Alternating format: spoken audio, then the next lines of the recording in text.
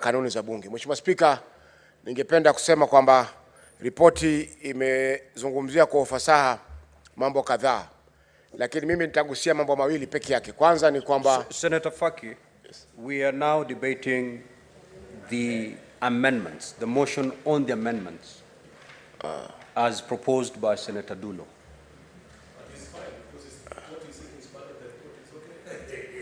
Senator Majority Leader, the motion on the floor is the motion of amendment. That is the motion that we are supposed to debate. No, Chair, We finalize on that matter, and then we can resume debate on the original motion in whatever form, depending on the outcome of this particular vote. So what is before us now is the motion as proposed by Senator Dulo. Thank you, Chair. I had no intention of supporting or debating the amendment. No, honorable senators, I see no senator wishing to. Oh, Senator Mungatana. Mr. Speaker, I listened to the Honorable Senator Dulo when she was moving these amendments, and I listened very carefully, Mr. Speaker. Mr. Speaker, I want to agree with the sentiments that every senator who walks into this House and takes that oath is entitled to participate fully in the activities of this House. Mr. Speaker, irrespective of the external politics, the party politics, every senator who walks into this House, Mr. Speaker, especially those ones who are elected by delegation, they should participate in committees, Mr. Speaker. They should make their contribution, Mr. Speaker. And Mr. Speaker, this amendment is helping us towards achieving that particular goal. And this is what we want. We should not have rules that are limiting participation of elected senators, Mr. Speaker, people who have come here by the voice and the vote of the people. Mr. Speaker, irrespective of whatever politics that are happening outside, this amendment is giving that power to allow full participation of members in various committees. And Mr. Speaker, this is a beautiful amendment. It's a kind of amendment that helps us to go forward rather than backward. It's a kind of amendment that is opening doors for us to, as a House, benefit from the wisdom of those colleagues who are elected, and for whatever reason, they could be having issues with their arrangements of politics outside the House.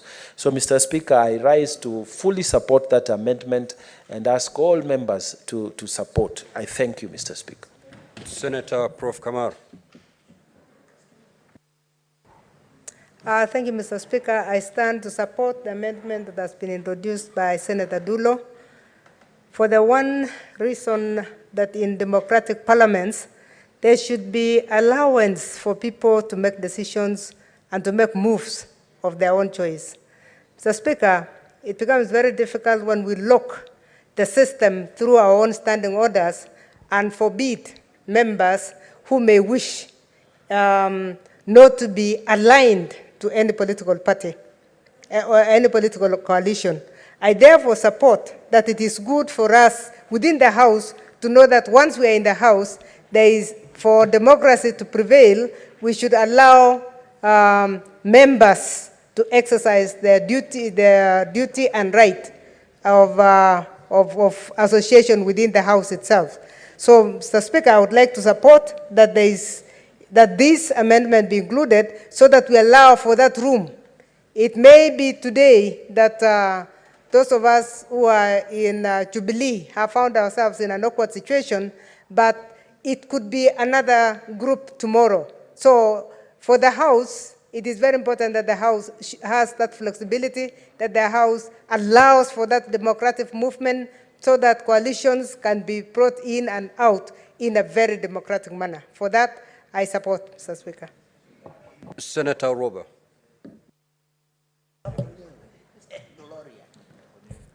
Thank you, Mr. Speaker. I rise to support Senator Dulo's amendment, proposed amendment. Mr. Speaker, it is also in that same spirit to make sure that no senator is brought to chambers, either special elected or elected through the ballot, and made redundant, that they cannot participate in certain activities because maybe of their political affiliations, especially now that we have all these alliances. But Mr. Speaker, it's in the same spirit that, and I think maybe the train left the station for me.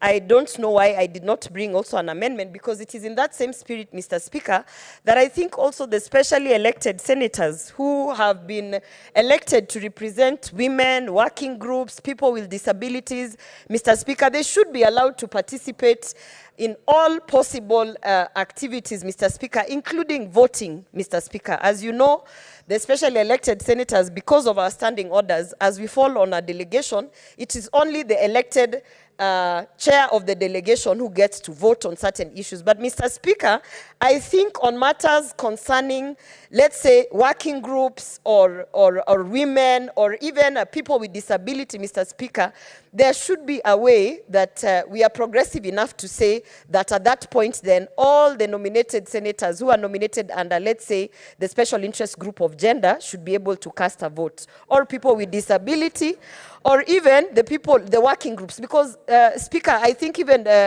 most senators don't know that there are senators who have been specially elected to represent working groups, Mr. Speaker, and they sit in chambers, but they do not have a vote, Mr. Speaker.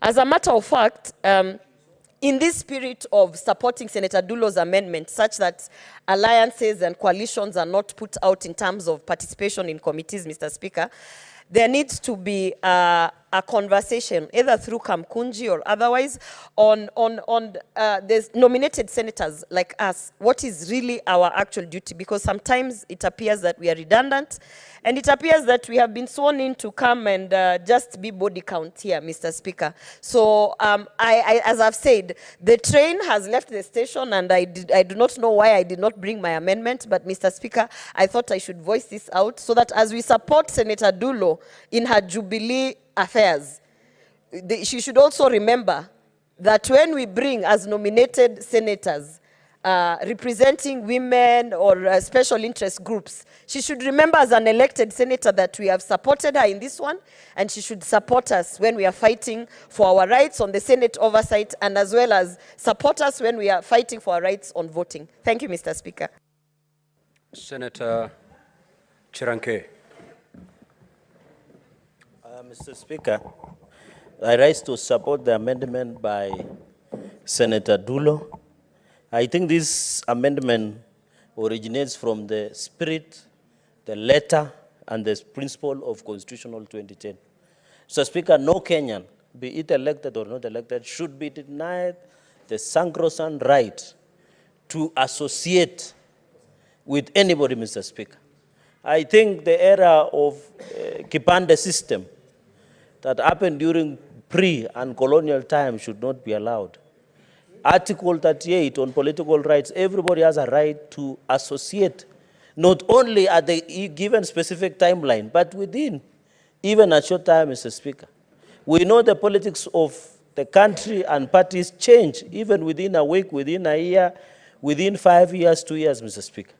Mr. Speaker, is it that same spirit that every member of this House, and you know we are the House of Union, Mr. Speaker, today I was having a conversation with some of the working groups in this country, and they was telling me the credibility of the Senate as the upper house of Parliament of the Republic of Kenya is in high all time, Mr. Speaker. And therefore I want to support Senator Dulo with this amendment that they should be allowed to individually, any member of the Senate, whether you are elected through Azimio, through Kenya Kwanza, through Jubilee, you have a right, Mr. Speaker, to be part of the participation, Mr. Speaker. Even the deputy party leader of Democratic People's Party, Dr. Alex Munyi Mundigi, Mr. Speaker, should be given the right of freedom of association and political rights as envisaged in the Constitution, Mr. Speaker. So the upshot of this amendment will allow the ease of running even committees, Mr. Speaker.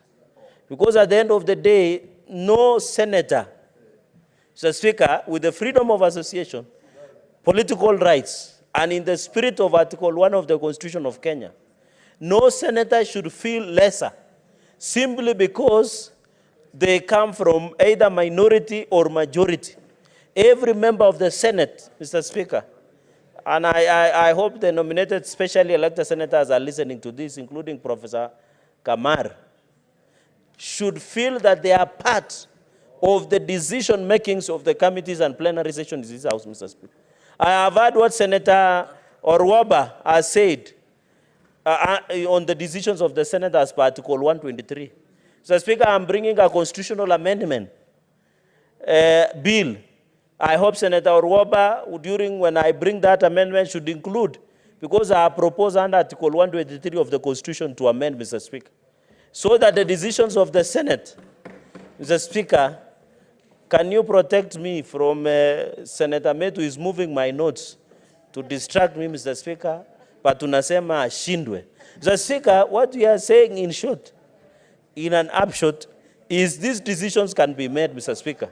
With those very, very many remarks, Mr. Speaker, I beg to support and allow this, we move to other agenda of the day, Mr. Speaker. I support. Now, honorable senators, there being no other senator wishing to contribute on the proposed amendments, and pursuant to Standing Order 97 1(2)(c), where the mover has no reply, has no right to reply, I will proceed to straight away put the question, which is that the motion be amended in paragraph 1 by inserting the following words immediately after the words report, subject to deletion of the words not in a coalition with another party, appearing in the proposed amendments to Standing Order number 2 on page 33 of the report. Will as many as of that opinion say aye? Aye. Will as many as of the contrary opinion say nay? Nay. The ayes have it. Now, honorable senators, I will have now to again propose the question as amended, so that debate will ensue on the motion in the amended form. So I will now proceed to put the question as amended. That pursuant to Standing Orders 267, 268, and 270, the Senate approves the second report of the Procedure and Rules Committee on the review of the Standing Orders of the Senate, laid on the table of the Senate on Wednesday, 22nd May 2024, and that pursuant to the provisions of Article 124(1) of the Constitution and the Standing Orders 270 and 272. 1. Resolve to amend its standing orders as contained in Annex 1 of the report, subject to deletion of the words not in a coalition with another party, appearing in the proposed amendment to the Standing Order number 2 on page 33 of the report. And second, orders that the amendments to the standing orders as contained in Annex 1 to the report come into effect on the 25th of June 2024.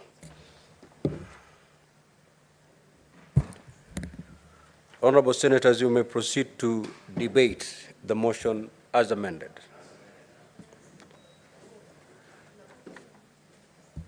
There being no senator wishing to make an intervention,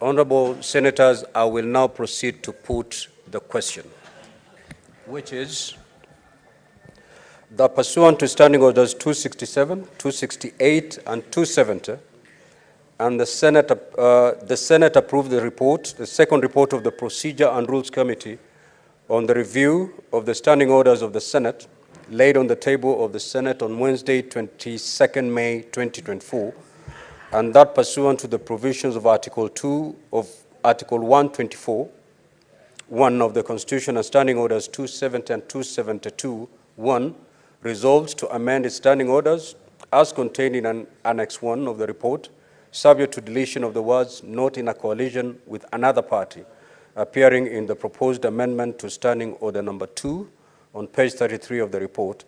And second, orders that the amendments to the standing orders as contained in Annex 1 to the report come into effect on the 25th of June 2024. Will as many as of this opinion say aye? Aye.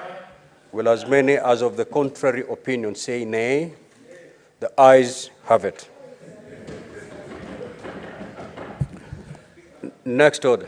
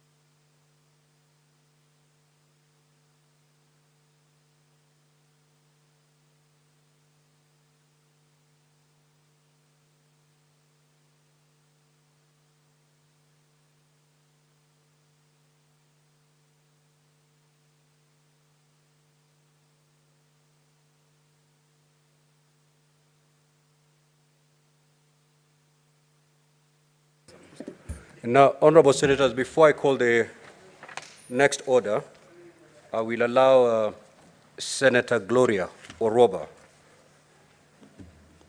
to make her statement pursuant to Standing Order 52-1, today being the World Menstrual Hygiene Day. Senator Oroba, you may proceed.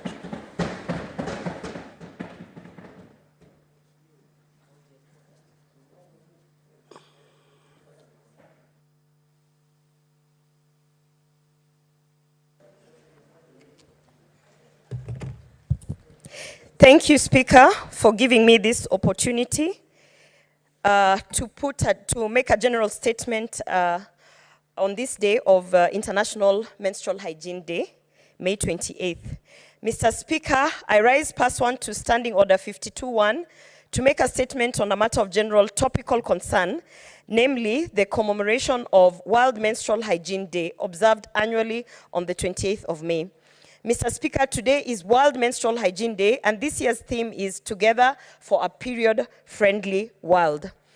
The global platform of raising awareness about the challenges of women and girls facing regarding menstrual hygiene and advocating for the necessary changes to ensure their dignity, health, and well-being are well catered for. Mr. Speaker, in Kenya, many girls face significant barriers in managing their menstrual health. Lack of access to affordable sanitary products, inadequate sanitation facilities in schools, and pervasive cultural taboos lead to high rates of absenteeism in schools, school dropouts, and compromised dignity. According to recent studies, nearly 1 in 10 African girls miss school during menstruation, with some dropping out entirely due to the challenges they face. Mr. Speaker, on this Menstrual Hygiene Day 2024, we celebrate the strides made by the Kenyan government in ensuring that every girl in Kenya has access to menstrual hygiene products. The State Department for Gender and Affirmative Action received 876,548,482 shillings in the supplementary estimates, only in the supplementary estimates towards the supply of sanitary towels to schoolgirls in all public primary and junior secondary schools in Kenya in this financial year 2023-2024. Mr. Speaker, it should be noted that that budget has gone up from 265 million after the Kenya Kwanza government put in the intervention to ensure that we are ending period poverty. Mr. Speaker, the procurement process is complete with contracts signed. It is also clear to the suppliers that the delivery points will be at the sub-county level, and each supplier upon pre-inspection exercise and clearance, is expected to share the distribution schedule for seamless delivery to the counties up to the sub-county level. So far, 27 counties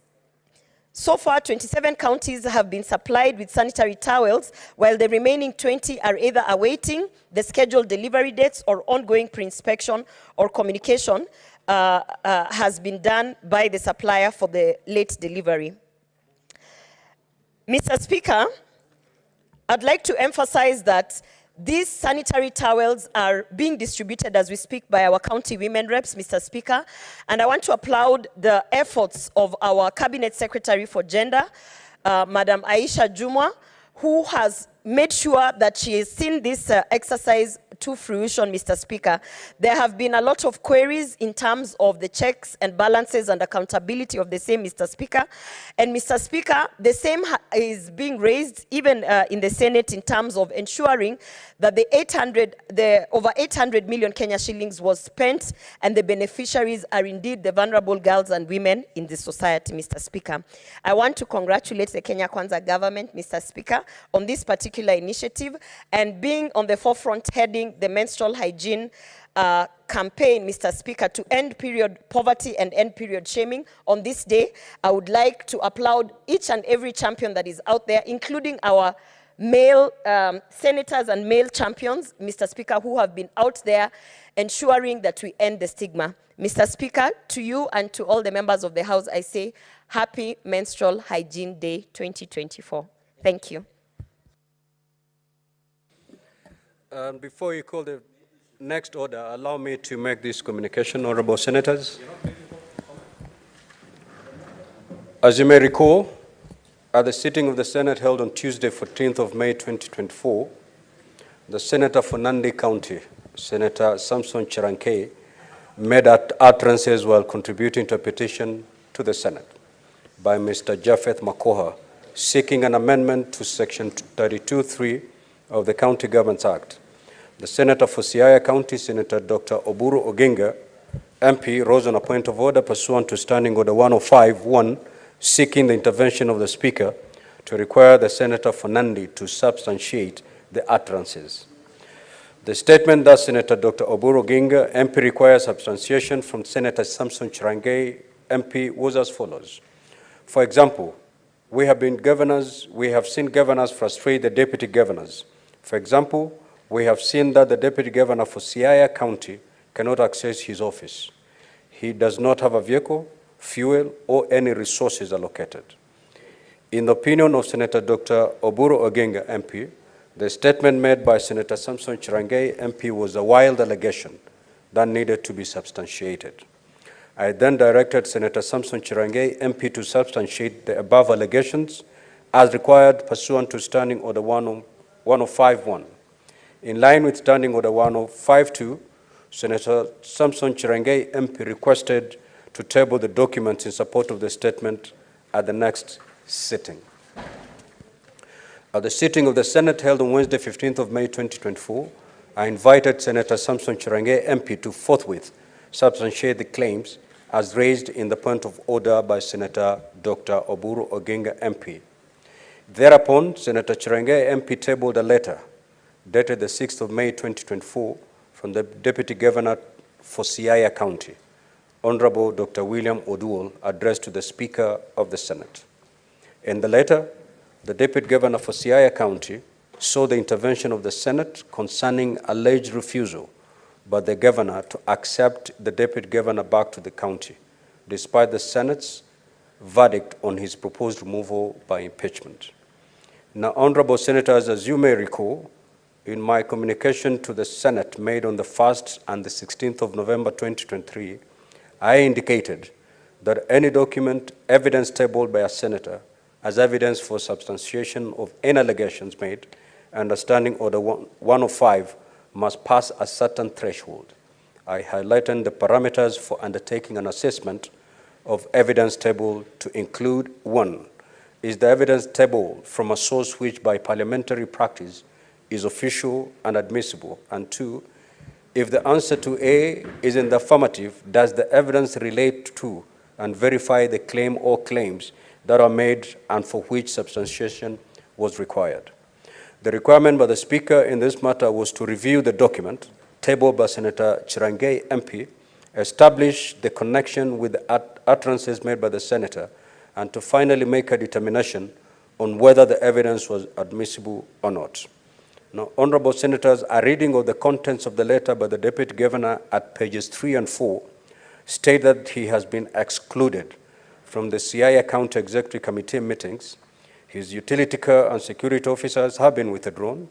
Fuel provision for his official car had been stopped, and that attempt to resolve the matter with the relevant authorities within the county government proved futile. That being the case, and having examined the contents of the letter by the Deputy Governor and tabled by Senator Cherargei MP, I make a determination that the contents thereof have met the established threshold. Consequently, the letter tabled is admissible as evidence in the Senate and serves to fully substantiate the claims made by the Senator. I thank you.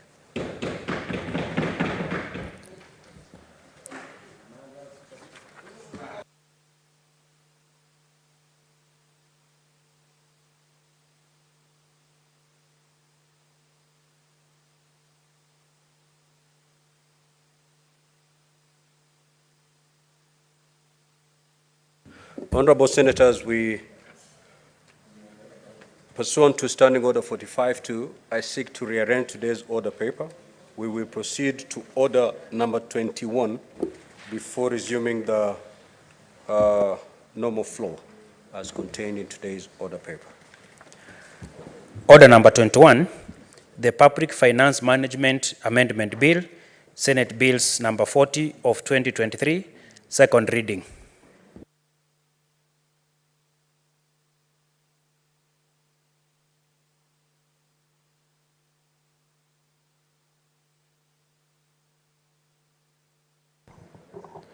Thank you, Mr. Speaker. I only need few minutes, Mr. Speaker, for my amendment bill. Mr. Speaker, pursuant to provision of Standing Order 146(1) of the Senate Standing Orders,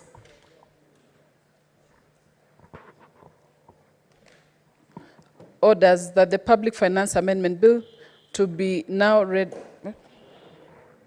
Yeah, second time. Mr. Speaker, the Standing Committee on Devolution and Intergovernmental Relations has prepared amendments to the bill which incorporates the views of the public. Mr. Speaker, is it the one? Proceed, Senator. Proceed to move.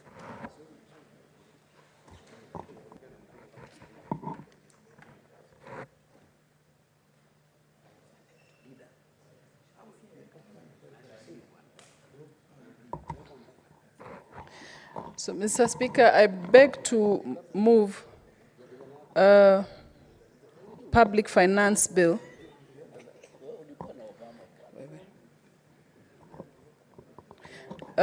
Public Finance Bill on the amendment of Bill 2023, Senate Bills number 34 of 2023. Mr. Speaker, according to the Standing Order 145(5) of the Senate, the committee invited interested members of the public and stakeholders to submit their proposal on the bill. Mr. Speaker, the principal object of this bill is to amend the Public Finance Management Act, number 18 of 2012, to establish a collaborative framework for collection of revenues by the county governments and the National Treasury. This will boost revenue collection by the county governments and ensure counties realize their revenue targets. Mr. Speaker, this bill speaks to the collection of the county government's revenue. At least two, the county governments to establish and have their own source revenue. Mr. Speaker, with your permission, I shall proceed to highlight the various provincials in this bill. Clause 2 of the bill, Mr. Speaker, the proposed new section requires the county treasury, in consultation with the National Treasury, to put in place a county revenue collection system. It requires that such a system that respects the distinctiveness of the two levels of government be secure, effective, efficient, and transparent. Mr. Speaker, Clause 3 of the bill seeks to amend the Public Finance Management Act by inserting new section 160A, 160B, and 160C. The proposed new section 160A intends to provide framework for collaboration between the county governments and the National Treasury as regards to the collection of revenue by counties. Mr. Speaker, the proposed new section 160B, on the other hand, provides for reporting on the status of revenue collection at the county. It requires county treasury to report to the county assembly and submit copies of the reports to the Senate, the National Treasury, and the Commission of Revenue Allocation on the status of the county revenue collection and performance. Mr. Speaker, the proposed new section 160C provides for the transfer of functions between the levels of the government and also how such functions shall be funded. It requires county assemblies to appropriate monies as may be required for the transferred functions. That amount shall not be less than the amount appropriated by the county assembly in the preceding financial year. Such monies shall be audited by Auditor General, who shall prepare a special audit report on the performance of the entity to which a county government functions has been transferred to. Mr. Speaker, I beg to move. And I call upon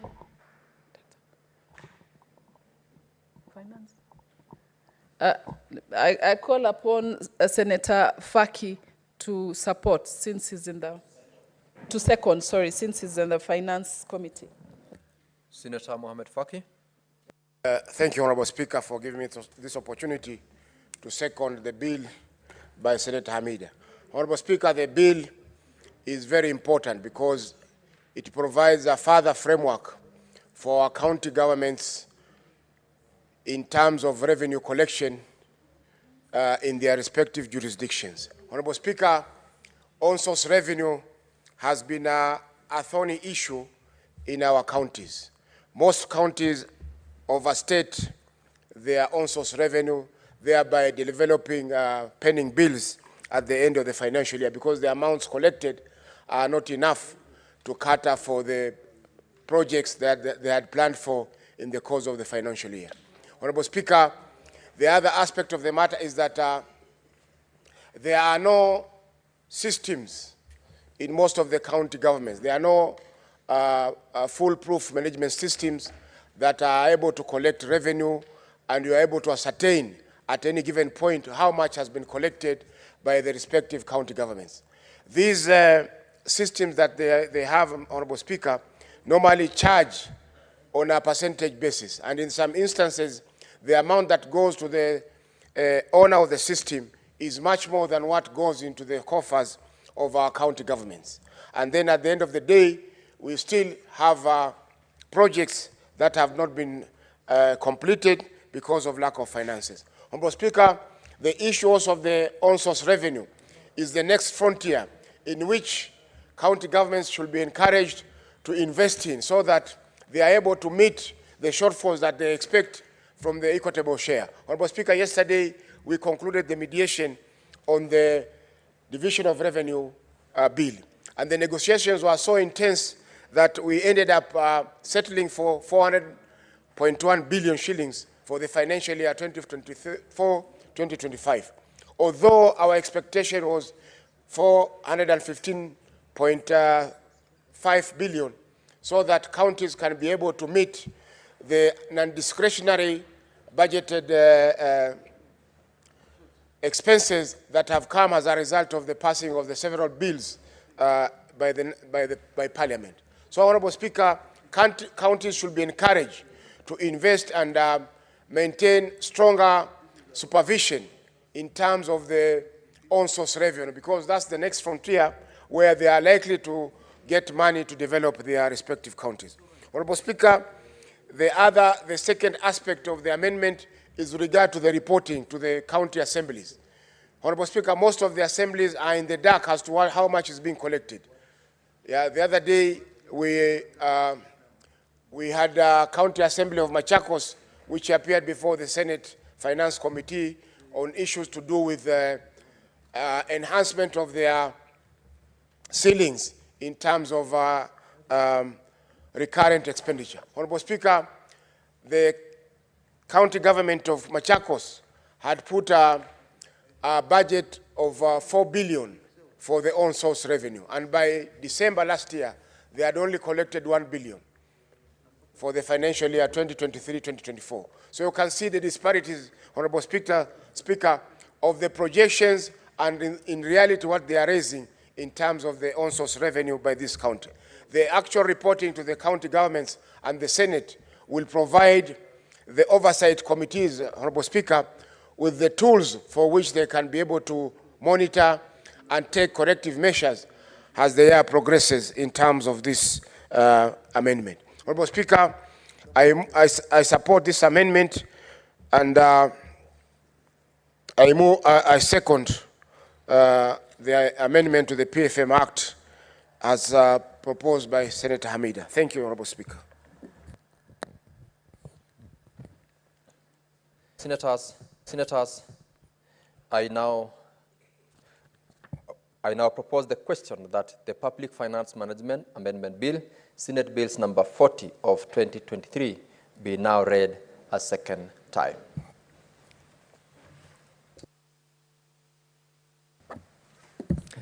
Honorable members, I will now call upon those members who've requested to speak to this bill, and I'll start with Senator Samson Cherargei.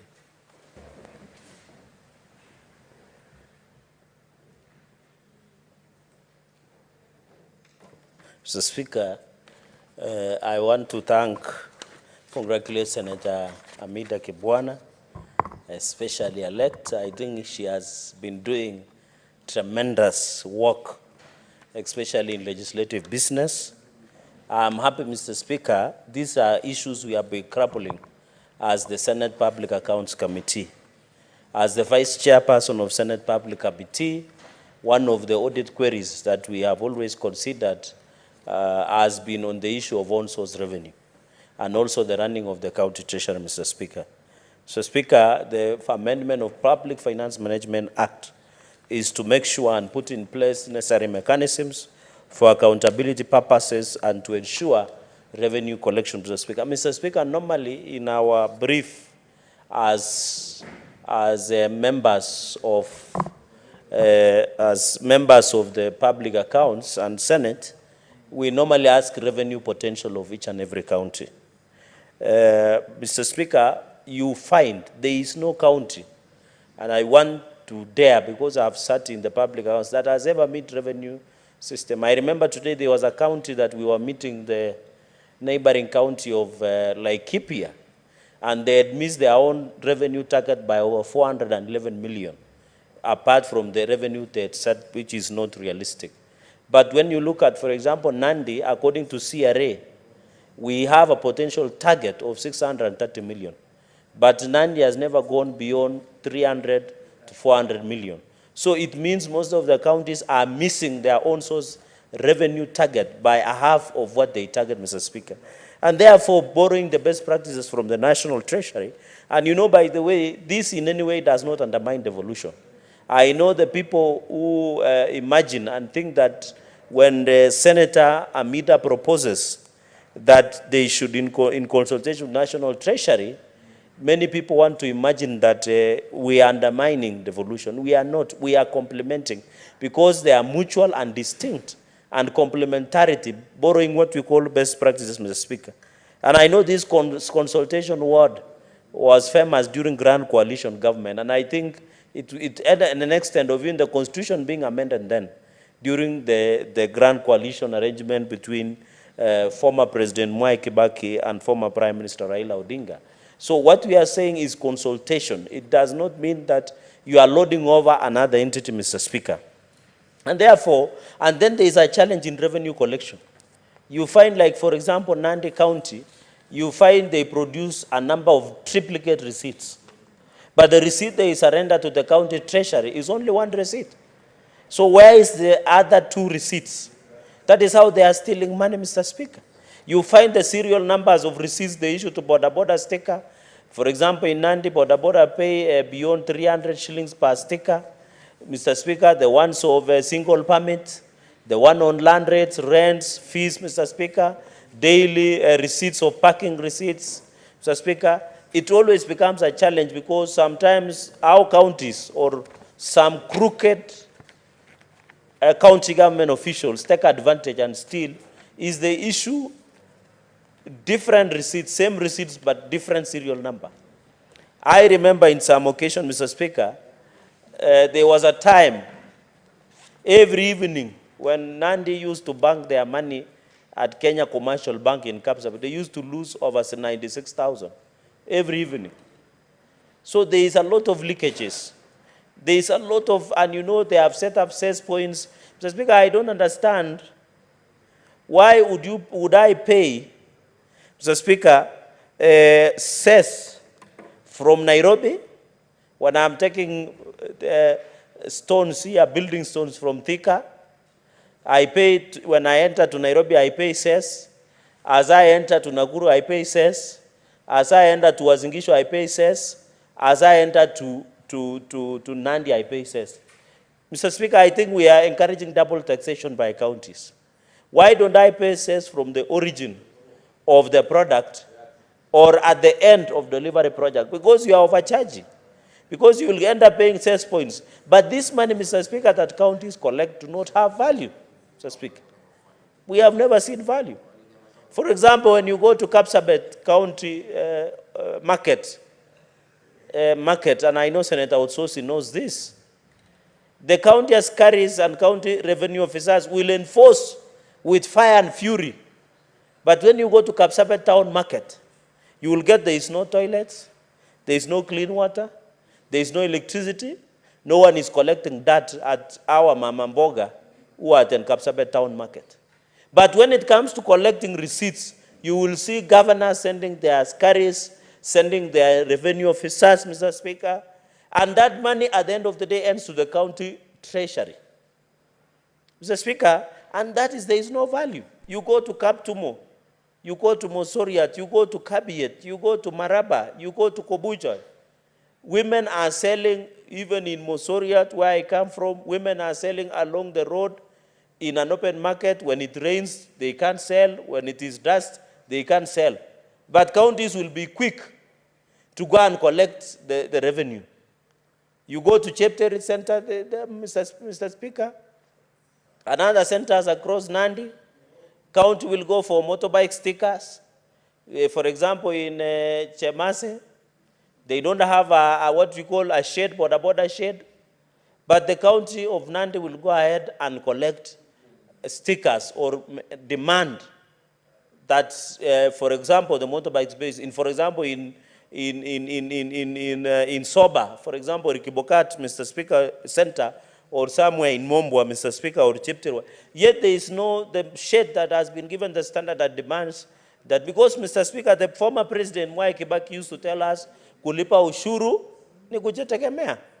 And that has been the essence that, Mr. Speaker. So, Speaker, I don't know whether the mover noted Mr. Speaker, I don't know whether the mover noted that we did pass a law, Facilities Improvement Act 2023, where we allowed, through cost sharing aspect, if you are collecting money in Kapsabet County Referral Hospital or any other hospital, or even here in Bakati Hospital, we have passed an act to allow you to spend money at source for ambulance services, for support services, which I think this act, I don't know, when the committee of the whole, we should be able to look at it, because there is a law that allows counties to spend at source. And more specifically, Mr. Speaker, on the aspect of cost sharing in our hospitals, Mr. Speaker, so that that one can be captured. The reason, the wisdom of passing Facilities Improvement Act to spend at source, because, for example, you go to an hospital like Kapsabet or Mosoriat or Chepter Y, Mr. Speaker, or Kabiyet, you take somebody at night, Mr. Speaker, and you want to take your person to MTRH, a sick person, you are told there is no fuel. And our people in Nandi end up paying 1,000 to 2,000 shillings so that they can get an ambulance. The issue of drugs is not in the hospital, for example, and that is why when you go to Kapsabet, it is not a good business. But you find there are so many chemists. The reason there are many chemists in Kapsabet town is because there are no drugs in Kapsabet County Referral Hospital.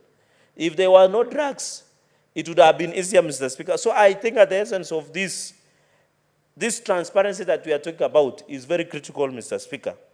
And therefore, even the other day, Mr. Speaker, and this has been reported in Kapsabet police station, there was a lady who within the hospital of Kapsabet County Referral Hospital, there was an attempt rep within the hospital of Kapsabet Referral Hospital, Mr. Speaker.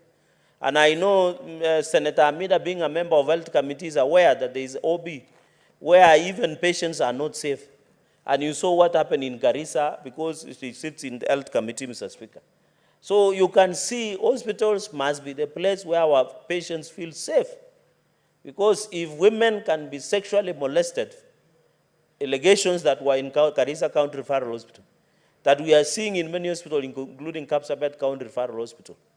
And the sad reality, Mr. Speaker, is you find the management committee of County Referral Hospital go and sit and tell the complainant that drop the charges so that you don't taint the image of the hospital. I think that's an abuse to the dignity of women, Mr. Speaker, across the country. And therefore, when we talk about this Facilities Improvement Act, it is important that Senator Amida note this so that as you proceed with your amendment, Mr. Speaker. Finally, on the issue, because so that I finish with the other limp, is, Mr. Speaker, the county revenue system. Mr. Speaker, we used to have people like Jambo Pay, Safaricom.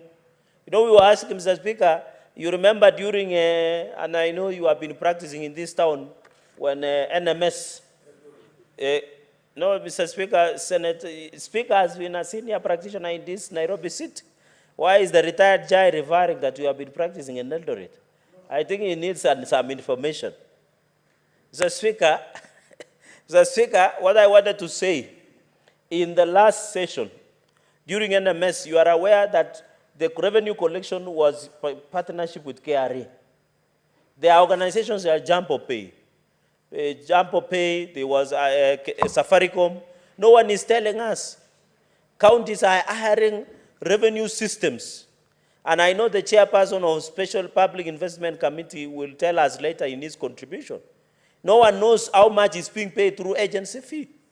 If Safaricom is collecting, if Jambo Pay is collecting, Mr. Speaker, if KRA is collecting, we need transparency and we need value for money, Mr. Speaker. Because we were seeing even in a county, I don't know which county was it Kwale or Kilifi, where the agency fee was more than half of what they are collecting. And I don't think it is fair, Mr. Speaker, in terms of the county treasury, even as we do the system, it must be simple, transparent, and verifiable. And Mr. Speaker, the best practice we can borrow is from KRA. I know to some of us, KRA is not a good name to listen to, but it is the one that collects our revenue on behalf of all of us. And therefore, we should start, and I want to say, even as we outsource the system, we must request counties to do automatic revenue system. Even in your county, Bomet County, for example, Mr. Speaker, must be told if they are using automated revenue system and how much agency fee are you paying, Mr. Speaker. And that is why most counties are going for the, I think they are using a principle that you shoot at the sun and land on the moon. For example, Nandi, according to CRA, I'm trying to recall the Bomet revenue potential. For example, Nandi, CRA revenue potential that we should collect per year is 630 million. But normally we are not going beyond 300 million. It means there is a lot of leakages, there is a lot of corruption, there is a lot of ineffectiveness. Mr. Speaker, sometimes you are told the systems are down when you want to pay for any of these all sorts of revenue, Mr. Speaker. And therefore, this finally, in number 3 point, Mr. Speaker, is the county secretary shall submit copies of the quarterly statement and report to the Senate and the National Treasury. I think this will allow transparency and accountability so that we know when Jambo Pay, for example, is collecting for Meru County, how much are they collecting and how much agency fees are they taking? If, for example, Safaricom is collecting on behalf of Makueni County, how much are they charging, how much are they raising, and how much is the agency fee, and what is the contractual obligation? That is what we really want to see. Number 2, Mr. Speaker, when you submit these reports to county assemblies, because county assemblies are the primary oversight, Mr. Speaker. They are supposed to do the primary oversight. They are supposed to be part of the oversight to ensure the collection revenue system is up to par, Mr. Speaker. And therefore, I agree with this statement that we must submit to the Senate and National Assembly, not National Treasury, and to the Senate and the National Treasury, Mr. Speaker, and also to County Assembly. I know some people, when they listen to National Treasury, will say that we are undermining the devolution. We are just borrowing best practices. But I don't see the need, on another flip side, Senator Amida, as you consult, I know the minority leader was airborne the other week, maybe he's telling you the fairy stories of the sojourn and the journey across the wall. But Mr. Speaker, I would be requesting that, why should you submit to National Treasury? We just submit to County Assembly and the Senate. Because if we submit, those are enough so that we don't see that national government is overreaching the functions of devolution, Mr. Speaker. And finally, the county assemblies, we must build the capacity of county assemblies. Mr. Speaker, my only concern, and you know I'm the biggest supporter of MCAs, even as we give these powers to members of county assembly, can they stop being rubber stamp of governors?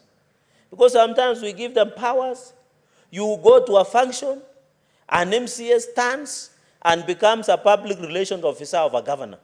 I saw that one in Vihiga County. Our MCA who is supposed to be doing oversight is the one explaining governor's project more than the governor, Mr. Speaker. And I always get surprised. I was in that county and I was like, what is happening? MCAs are supposed to do the oversight. We are pushing for Ward Development Fund, Mr. Speaker, for MCAs, which this House and the President and all of us have agreed. They should get Ward Development Fund. Mr. Speaker, we are amending the PMF Act to give them financial autonomy so that they don't wait for CCM Finance to give them resources.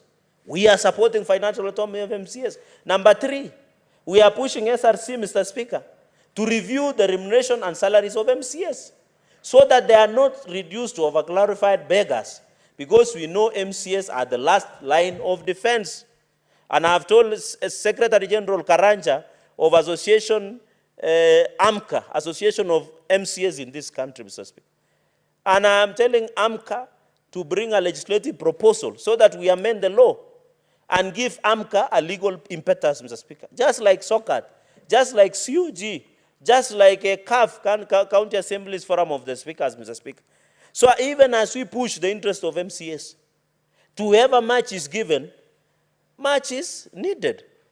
So as we say MCAs to be given Ward Development Fund, be given financial autonomy, be given better salaries and remuneration and allowances and all the support through SRC and government, Mr. Speaker, we also request of them to do their work without fear or favor from anybody, without fearing the governor, without fearing anybody, because that is their work, Mr. Speaker. Mr. Speaker, in fact, when I went to Vihiga, I realized the MCAs, let me not go through that story, Mr. Speaker, because I was horrified. I could not sleep, because I thought the roles have changed there. In fact, it's the governor who is explaining the role of MCAs, and the MCAs is explaining the role of governors more than. Mr. Speaker, finally on transferred function, I think we have agreed on this. Functions, cost must follow functions. For example, health. Under the 4th schedule, the issue of standards, Mr. Speaker, belongs to the national government. But did you see the other day when there was crisis of labor within the health sector? The COG went into hiding. They disappeared.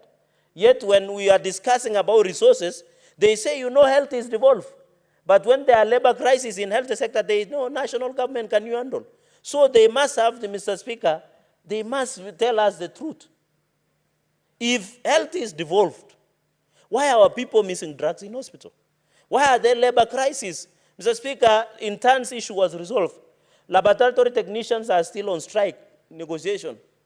They are yet to be given recognition. Clinicals were on strike, Mr. Speaker. But when you get Council of Governors, they say health is devolution. But when you tell them, can you address crisis in health? They say national government is the one to address, Mr. Speaker. So, Mr. Speaker, on this transferred function, we request, and the President has shown goodwill, and I know the PS in charge of devolution are assigned those transfer functions. But what we are saying, and I've heard Fununu, Mr. Speaker, and I'm happy Senator Eddy is here. When we selected the committee to go and negotiate in mediation, the House was that 415 billion was our last baseline. I'm surprised to see in social media and sections of media that they have agreed to 41 billion, Mr. Speaker. They have betrayed our trust as a House. And we are waiting for that report when it comes there. Because we had agreed that 415 billion should go to counties. Our mediation team and went and renegotiated downwards. Then we should have agreed with the National Assembly. There was no need. I know they can argue that they added 8 billion, but 8 billion is a small drop in an ocean of problems that we are facing in counties. How can we talk about costing of transfer of functions when they don't have resources? When I question my governor about performance, I am aware they have given enough resources, Mr. Speaker. So the mediation committee from Senate must give us a proper explanation as the House why they came down from 415 to 41 billion.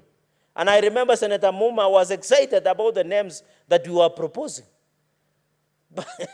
Mr. Speaker, I don't want to go beyond there, Mr. Speaker. I want to thank you. I saw you over the weekend supporting one of young writers. Mr. Speaker, can you add me 30 seconds?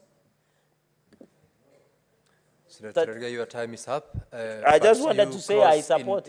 Close in 30 seconds. Mr. Speaker, I want to say I support, Mr. Speaker, and say that this amendment is one of the best. Let us improve on it, and I wish Senator Amida Kibwana all the best.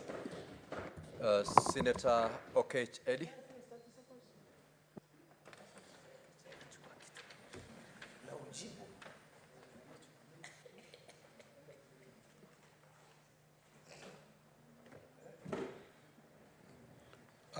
Thank you, Mr. Speaker. I didn't want to respond to Senator Cherargei's allegation of members of the mediation committee because I knew I was coming after him, and I didn't want him to enjoy any standing orders time because I think that it's important that Senator Cherargei understands that the senators who are sent into the mediation committee, most of them are actually experts in finance and experts in matters mediation as well, where we did a give and take situation. And Senator Cherargei must also take time to also read some of the conversations that go in between these two houses. For instance, Mr. Speaker, Senator Cherargei must understand that when the mediation committee did go to talk about the money that wanted to be added to counties, number one, both the COG and the National Assembly was stuck in a figure of 391. That meant that in this financial year, the counties could only have been added about 6 billion, Mr. Speaker. And that was a hard figure that we could not be able, that people were not able to move. But the team from the Senate, where a member like me, Senator Eddy Okech, sits, were able to go and argue for 400 billion, which actually increased 9 billion above what the National Assembly had put. And Senator Cherargei must also know that of the 30 billion that we were proposing as a Senate, which we passed in this House as a Senate, four of those items were non-discretionary items, meaning they were items that are fixed, that you cannot be able to move in any way. But the bigger chunk of the 30 billion that Senator you are proposing. I want to draw your attention to the provisions of Standing Order number 99 on anticipating debate. The direction you are headed to is with regards to what that mediation committee is yet to table tomorrow.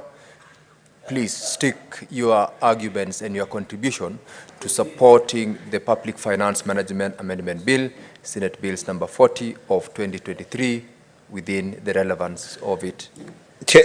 Chair, I wish you could have said that to the senator, because if you allow Senator Cherargei to throw aspersions on a wonderful mediation committee and use that entire time, Chair, I'm just responding, and then he gets away with it, and then when I'm trying to frame Senator Eddie, my conversation within the same Senator context. Eddie Okech, kindly confine your comments. Chair, I get that, but I think it's unfair. It's really unfair your comments to allow an honorable member to throw aspersions to a serious committee that did a good work to give counties money and get away with it. And when I'm trying to counter that, I'm confined to that. I think that is stifling debate. No, I don't have a problem with the ruling chair, but I think that extremely. Proceed and Chair, do you want me to debate, or do you want me to go and sit down? proceed, Senator Eddie. Because you're not going to teach me how to debate, Chair. That is not being Senator fair. Eddie. Because Senator Eddie, kindly resume. Take your seat. you can't allow. You're out of order. Senator Eddie, you're out of order.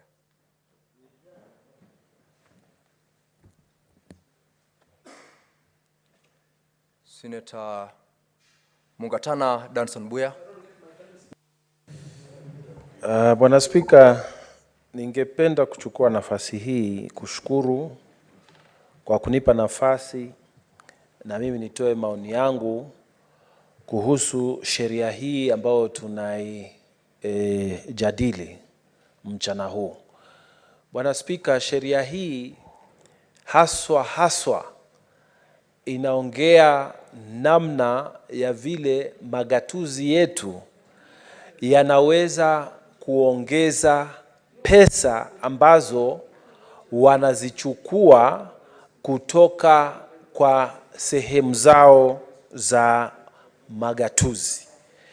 Bwana Spika, hapa tumesema katika hii sheria, na ni maoni hata ya kamati ya fedha, ya kwamba tubadilishe sheria ambayo iko, tuifanye iwe nzuri zaidi, kwa kusema kwamba kila gatuzi la Kenya liwe na system ama namna ya kuchukua hela bila kutumia wanadamu, ama a computerized system kwa lugha ya Kimombo. Bwana Spika, kila wakati ambapo wafanyikazi wa sheria wa serikali, iwe ni kwa county, iwe ni kwa serikali kuu, wakiitishwa kwamba tunabadilisha mambo iende kutoka kwa mfumo wa kuchukua hela kupitia mwanadamu iende kupitia mashini ambazo hazijui mwanadamu, watu huwa wanapinga sana. Na wanapinga kwa sababu zao, Bwana Spika. Wanapinga kwa sababu wanajua ya kwamba wakati ambapo unaondoa mwanadamu katika ile hali ya kuchukua hela ama kuchukua kodi ama kuchukua hela zozote za kiserikali, vile inavyofanyika ni kwamba shimo la kuchukua rushwa linakatwa ama linazibwa. So watu wengi ambao wamo serikalini ama wako kwa nafasi za serikali kubwa ama ndogo, ambao wako katika sehemu ya kuchukua hela, ikifika mahali ya kwamba tunataka kubadilisha namna ya kuchukua hizi pesa kutoka kwa wananchi, namna ya kuchukua hii pesa iwe badala ya kutumia mwanadamu kuandika risiti, tunataka hii iende kupitia kompyuta, watu huwa hawapendi. Lakini Bwana Spika, sasa tunataka kuipitisha hii sheria. Hapa kwa Senate tumeona shida kubwa sana. Bwana Spika, ukiangalia kama gatuzi letu la Tana River. Mpaka leo Bwana Spika, hawajaweka an automated system ya kuchukua pesa za kodi ya wananchi ambao inaenda kufanya kazi ya serikali ya gatuzi. Bwana Spika, hawa ambao wanafanya katika gatuzi letu Bwana Spika, wanakataa kabisa, na sababu moja ambao wanatumia, wanasema ati an automated system inakuwa bei ghali sana. Lakini Bwana Spika, ukiangalia pesa ambazo zinafujwa, pesa ambazo zinaibwa kupitia hii namna ya kuchukua pesa bila kutumia machine, Bwana Spika, ni pesa nyingi sana katika kaunti ya Tana River.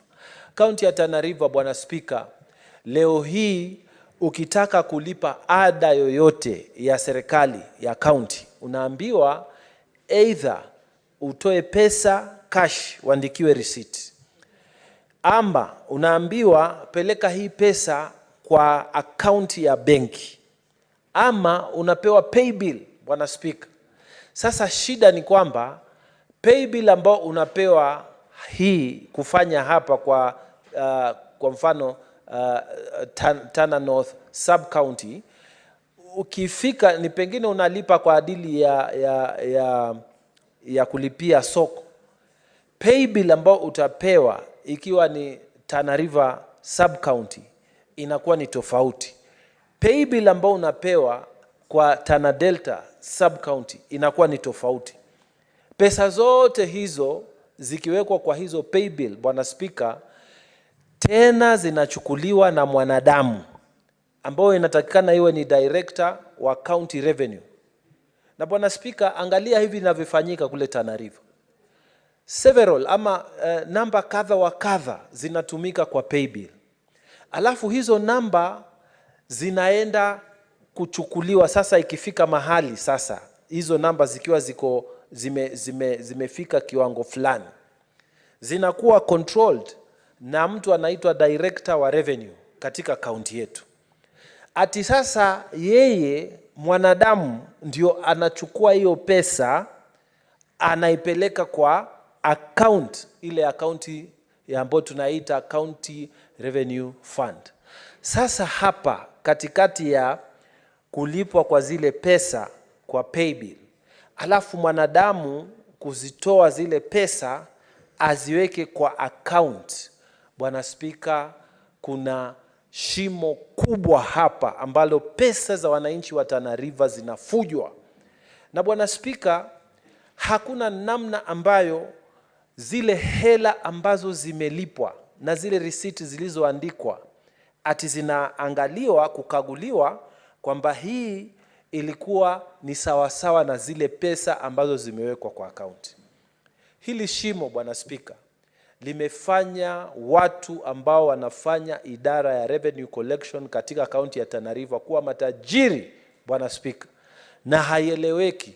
Mtu ni tajiri, hana kampuni, hana shamba, hana factory, lakini amejenga manyumba, na wanahepa kujenga manyumba kule Tana River. Wanakuja Malindi, wanajenga Malindi, wanakuja Mombasa, wanajenga Mombasa, wanajificha Nairobi, wanajenga Nairobi. Bwana Spika, hii sheria ambayo tunataka kuipitisha katika bunge hili la Senate leo, tunataka kuficha wizi ambao unafanyika katika kaunti zetu. Na si Tana River peke yake Bwana Spika. Watu wengi sana wanajua ya kwamba watu wanaandikishwa risiti, lakini hizo risiti pesa unayolipa haifiki kwa County Revenue Fund. Watu kama kwetu wanapewa pay bill, na hiyo pay bill hailinganishwi, hujui pale kije kitoka itaingia kwa account vile ulivyolipa ama la. Wewe umelipa na story yako inaisha hapo. Bwana Spika, wizi wa mabavu unafanyika katika kaunti ya Tana River, na ni watu ambao wanatumia hizi systems, wanazitumia na wanaiba usiku na mchana. Bwana Spika, katika kaunti ya Tana River, governor alieta kitu inaitwa Inuka Fund. Na hiyo Inuka Fund ilikuwa ni pesa ambayo wananchi wanaenda kuomba ili wajiinue kibiashara. Alafu shida ikatokea kwamba kuregesha zile pesa, wananchi ambao wameomba zile pesa za deni, wengi wao hawaregeshi. Alafu kuna mtu ambaye ameanza sasa kusema tuwapatie pay bill numbers, iwe sawasawa na ile wanafanya huku kwa County Revenue Fund. Wanataka tena kuintroduce system ile ya kwamba ati wewe lipa kwa hii pay bill alafu utakuwa ushalipa, lakini hiyo pay bill haiendi kwa account ya County Revenue Fund, haiendi kwa account ya Inuka Fund. Na Bwana Speaker, vile wanataka kufanya tena kwa hii account ya Inuka Fund ni wizi tu wa kimabavu. Na Bwana Speaker, sio system ambayo inatumika kwa kaunti ya Tana River peke yake. Kaunti ya Tana River, Bwana Speaker, nimekwisha kuelezea, wananchi wanatoa pesa, wananchi wanapeleka pesa yao kwa hizi pay bill numbers, na wananchi wanaibiwa hizi pesa kwa sababu hizi pesa hazifiki kwa bank account, hazifiki kwa main County Revenue Fund. Na Bwana Speaker, mpaka leo ukiangalia zile pesa ambazo Tana River County inaandikishwa kuwa ati wamecollect ama wameweza kuchukua kutoka kwa wananchi, ile ambayo tunaita hapa kwa Senate On Source Revenue Fund, wananchi wa Tana River pesa yenu sio ile ambao wanatoka. Kawaida tunawekwa ni kama namba ya chini ama wapili wa mwisho, lakini wananchi wanatoa pesa. Watu wakifanya biashara ya ng'ombe wanatoa pesa, watu wakiuza madukani wanatoa pesa, watu wanakata maleseni ya mwaka wakifanya biashara zao Tana River, lakini hizi fedha hazifiki kwa ile County Revenue Fund kwa sababu hapa katikati kuna mashimo na kuna wizi ambao unafanyika. Na Bwana Speaker, kila saa watu wanasema ati tukitafuta machine ama automated system ati hiyo ni gali, lakini ukiangalia zile pesa ambazo zimeibiwa tangu kaunti ya Tana River ianze paka leo, hata afadhali tutumie mamilioni lakini tununue system, lakini hawataki kufanya hii. Ukiangalia magavana ambao wamekuwa hapo, hakuna hata mmoja ameisukuma hii system. Na swali tunataka kuuliza ni kwa nini hawataki kufanya automated system ya revenue collection? Ni kwa sababu Bwana Speaker, hapa katikati kuna mashimo, na haya mashimo wanajua ya kwamba hizi hela zinafaidi watu na hazifaidi watu wa Tana River, zinafaidi maofisa hapo. Ndio maana watu wengi sana wanapigania, wanataka kuwa revenue collection officers, wanataka hiyo kazi. Ni sawasawa na watu ambao wanapigania, mimi nataka kuwa polisi wa traffic kwa mfano, Bwana Speaker. Ni kwa sababu kuna kitu ambacho watu wanafanya, na mpaka leo Bwana Speaker, hilo shimo halijafungwa. Kwa sababu Bwana Speaker, kila county hapa Kenya imewachiwa kufanya wenyewe vile watatafuta namna ya kuchukua hela za kodi kwa county. Ukija Nairobi wako na system yao, Mombasa wako na system zao, ukienda county zingine wako na system zao. County kama yetu hawana system haswa. Ni vile ambavyo babu zetu walikuwa wanachukua Tana River County Council, ndio vile walikuwa wanaandika marisiti ya uongo, ndio system ambayo inatumika sahihi. Kwa hivyo Bwana Speaker, kuleta hii sheria ambayo imeletwa leo tuijadili, inaleta usawazishaji ya kwamba kaunti zote za Kenya sasa zitakuwa zinatakikana, sheria hii ikipita, kaunti zote hata hiyo Tana River wanatakikana sasa, tukipitisha hii sheria ya kwamba watatumia automated system za revenue collection, ili kila pesa ambayo tunaichukua kwa ajili ya kufanya kazi ya wananchi, hiyo pesa inaenda kwa ile County Revenue Fund, ambayo kwa sasa Bwana Speaker haiko. Kwa hivyo mimi nasimama hapa kusema kwa niaba ya wananchi na watu wa Tana River ya kwamba tunataka sana hii sheria tuipitishe, kwa sababu hii sheria ndio italeta uwazi. Tutawajua wale waizi ni akina nani.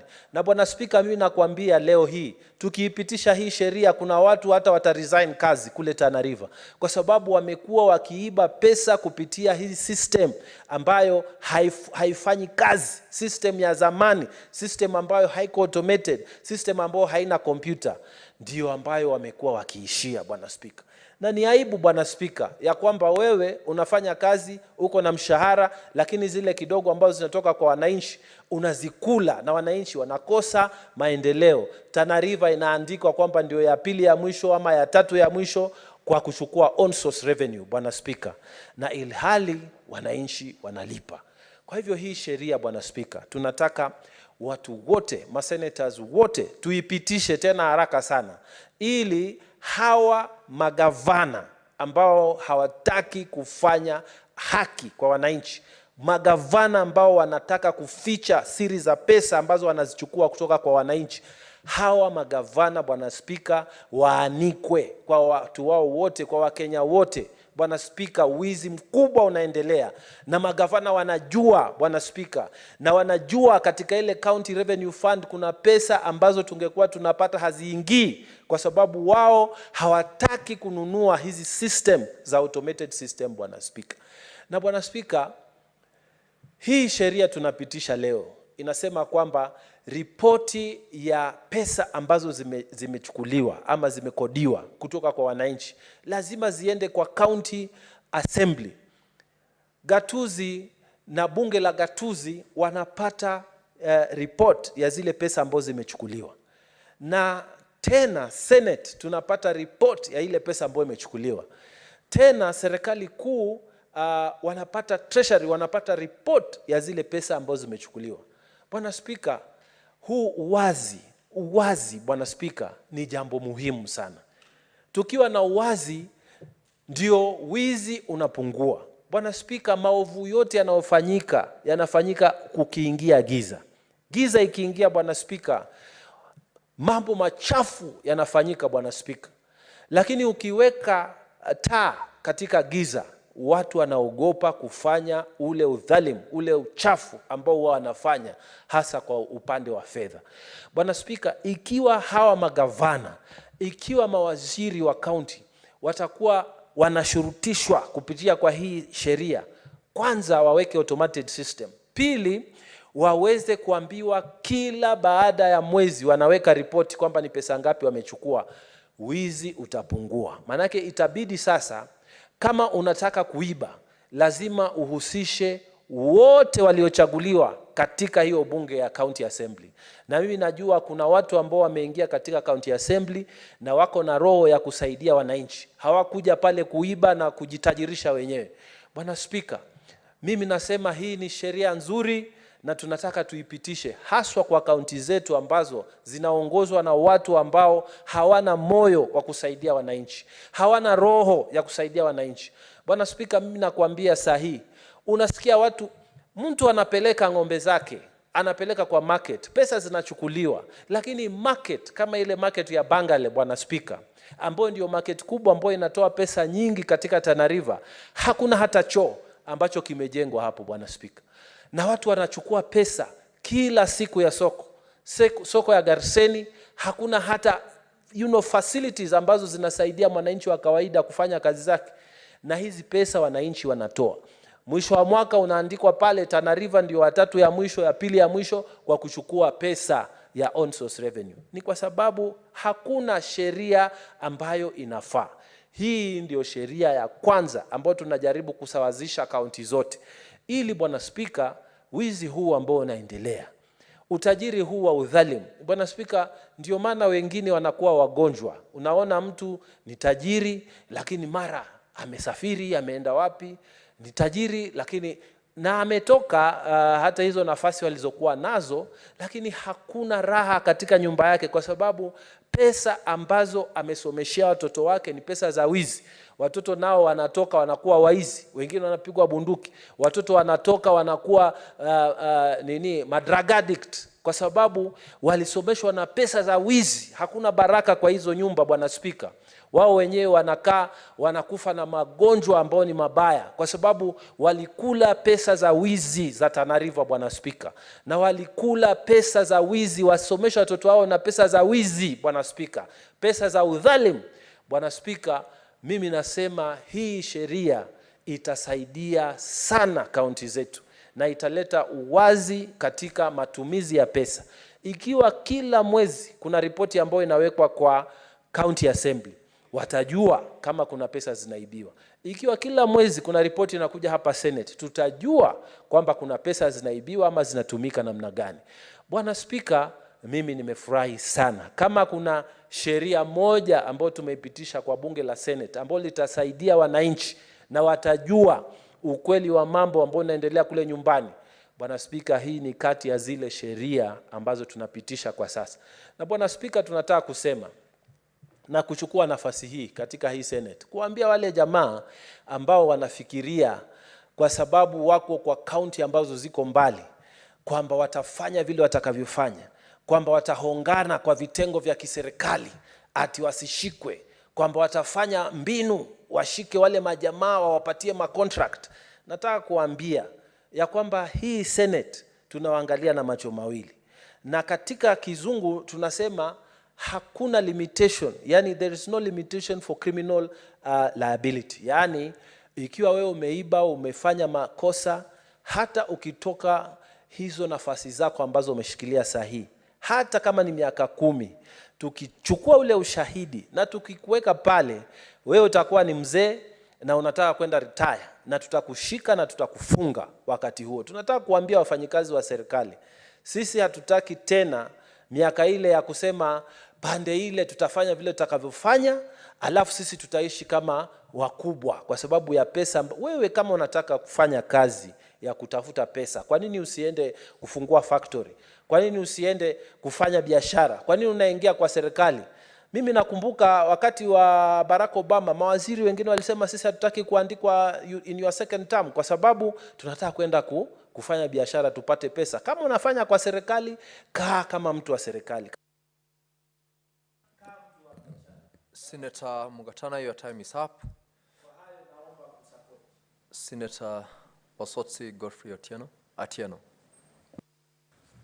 Thank you, Mr. Speaker, for this very important opportunity to also make my contribution on this bill, the Public Finance Management Amendment Bill 2023, sponsored by Senator Hamida Kibwana.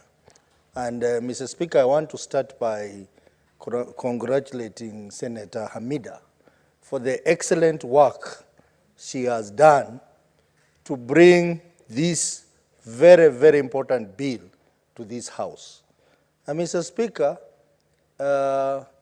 you know, Senator Hamida has demonstrated that she is a very committed and dedicated member of this Senate. Looking at the quality of the bills that she has brought in this House. Mr. Speaker, I remember Senator Hamida also sponsored a bill which was the Digital Health Bill, which came to the first reading. And at the point of the second reading, the government also brought their own bill, which was similar to her bill word by word. And this raises the issue, Mr. Speaker, and Mr. Speaker, I would want you to listen to this. What is going to be done on the matter of plagiarism of bills, especially by the executive? When a private member sponsors a bill, and then it comes in here, it is processed in the usual manner, it goes to first reading, the second reading, the government side brings a similar bill, word by word. What is Senate supposed to do on this matter? Mr. Speaker, I think at some point, this is a discussion we will need to have, because us on this side of the minority, we felt really bad that a member can spend his time, can research, do a bill, and then the members of the executive come and plagiarize that bill and present to the same house, and we are not able to protect the member who has invested his time and resources in processing a bill. Instead, we go to the executive side. It really, really demoralizes that member, Mr. Speaker. To go to the substance of this bill, Mr. Speaker, this bill is long overdue because we have been trying to deal with the issue of management of on-source revenue in our counties. We have been trying to deal with the issue of automation of revenue systems in our county. And Mr. Speaker, one time in this house, I questioned why our county governments are not able to perform better in revenue collection, on-source revenue collection. Whereas in the old system, the defunct local authorities, they used to do better revenue-wise. They were able to collect enough money. And you know, that time, those local authorities were led by councillors, people who had low education, people who were just there in the villages. They did not have human resource like what we have in counties now. They did not have tools, but they were able to raise more money compared to the current scenario where we have counties which are better resourced, which have better tools, but they are collecting less money. They are not able to meet their targets. Where is the problem? I think this is a study that I want to encourage the Committee of Devolution to try and undertake and find out how was it possible for the defunct local authorities to do better revenue performance than the current county government. Mr. Speaker, there is also the issue of counties not being able to meet their revenue targets. They do budgets. Most of them exaggerate their on-source revenue targets, but they are not able to meet them. This is a serious problem. And this bill, Mr. Speaker, helps to a large extent to deal with this challenge of how to manage on-source revenue. So this bill is very timely, and I know discussions have been going on among stakeholders on how to deal with this problem. We have had the national policy to support enhancement of county on-source revenue that proposed that we have an integrated county revenue management system so that we can promote the revenue collection, transparency, accountability, and seal revenue leakages. But this discussion, Mr. Speaker, is a good discussion, but it has taken too long. So this bill is ahead of them by proposing that we have a legislation that will anchor their proposals into law.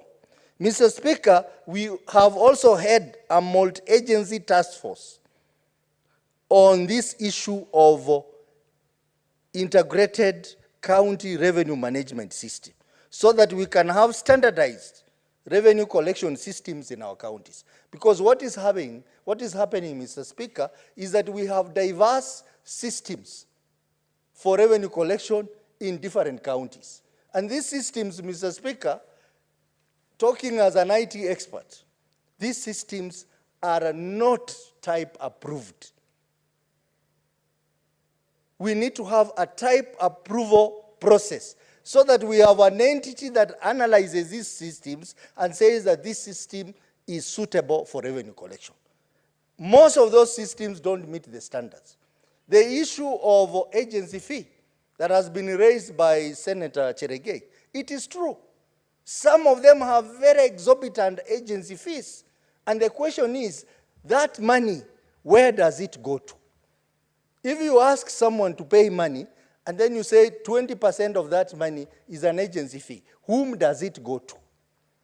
These are questions. And that is another avenue of stealing from our counties. We know some of these systems are timed not to operate at particular times.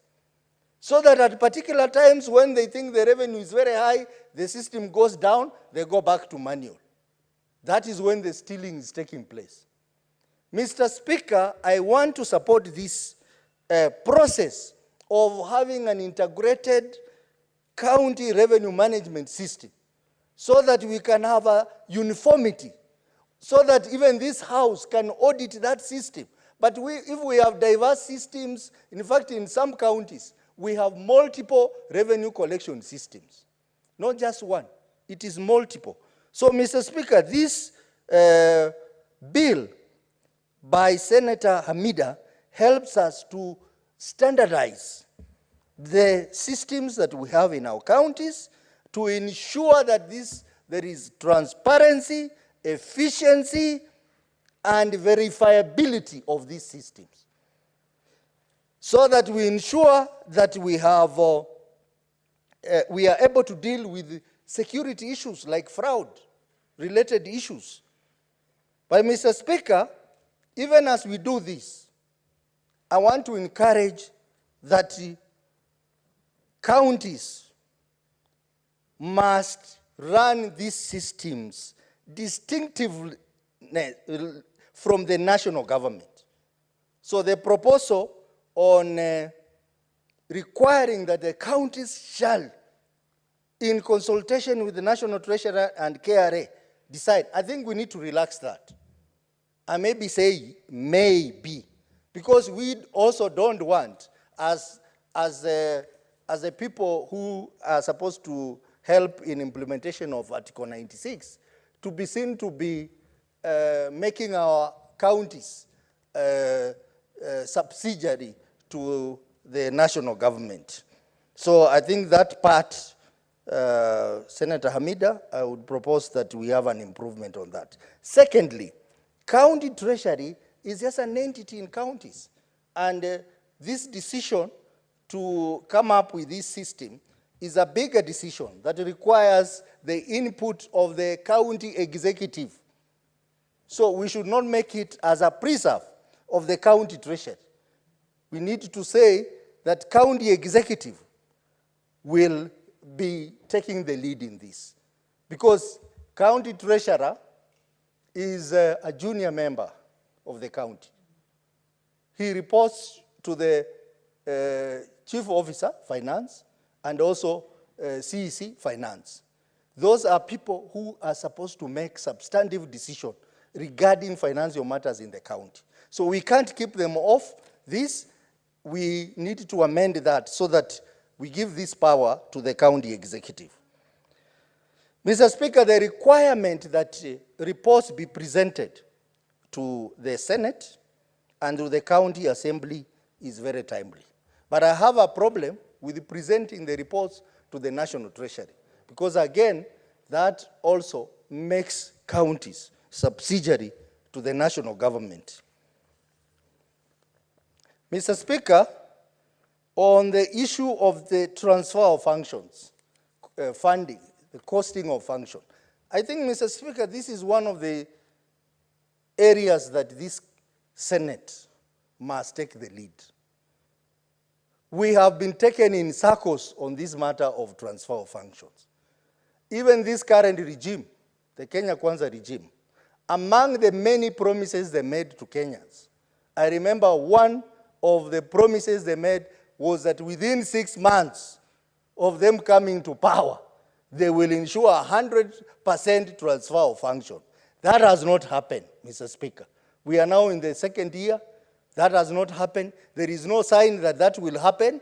I remember last year, the IGRTC also said the same thing, that they are almost finalizing. They are 1 month away to transferring functions to the counties. Mr. Speaker, they have not done that. It's just talk, talk, and talk, and talk.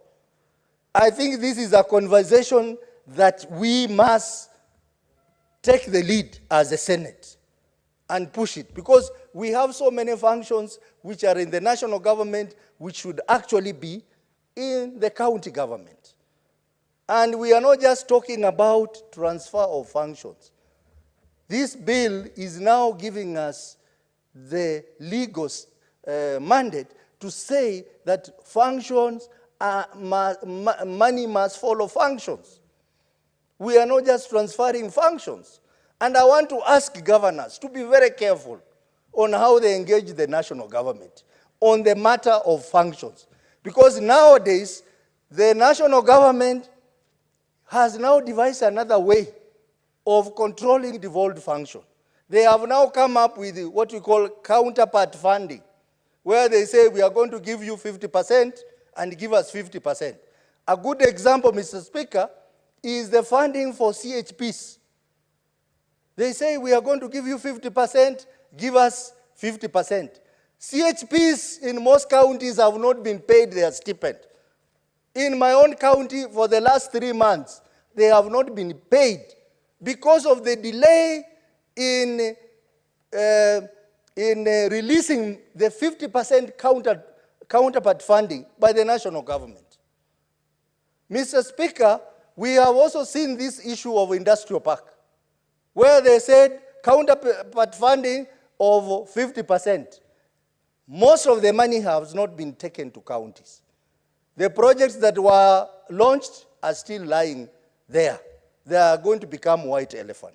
So we want to ask our governors to try and avoid getting into agreements with the national government on the pretext of counterpart funding. Funds must follow all the devolved function. Even liquor, I have heard the deputy president say that they want to take over liquor licensing in counties. I want to tell the deputy president, you have better things to do. Leave counties to run their function. Liquor is a county function. That is where some counties get their revenues. So if you say you want to take it over because you want to run it better, and yet the national government has functions which they are not running better, who is going to run for them those functions which they are not running better? Mr. Speaker, the issue of ECD, we have a lot of functions, ECD related, which are still being run in the Ministry of Education. All those functions should be taken to counties, and funds follow those functions. So that if we want to tell our counties to be run better, we want to tell them to be run better, but when we know they have more resources to run those functions. Mr. Speaker, this is a very timely bill, and with the little panel beating that I've indicated, this is a bill that we should all support and make it better, and I'm sure the National Assembly will also fast-track this bill so that we have a uniform, integrated county revenue management system, and probably this will help us deal with the problem of mismanagement of on-source revenue, which also affects budget control and performance.